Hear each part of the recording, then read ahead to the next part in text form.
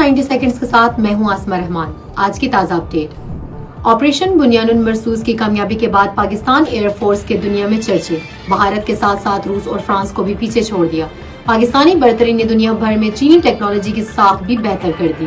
DGISPR نے کہا کہ الحمدللہ قوم سے کیا گیا وعدہ نبھایا۔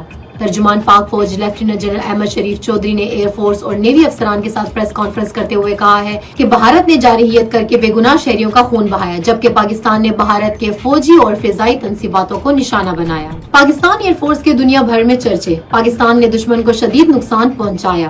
پٹھان کوٹ اور گوالیا بیسز پر ہینگرز میں کھڑے کئی طیارے جل کر راکھ ہو گئے۔ 1 اپریل سے آج تک 54,000 افغانی باشندوں کا انخلاء، 201 کارڈ ہولڈرز اور 883 غیر قانونی افغانیوں کو گزشتہ روز بھیجا گیا۔ افغانستان میں رات کے وقت موسیقی بجانے پر 14 افراد کو گرفتار کیا گیا۔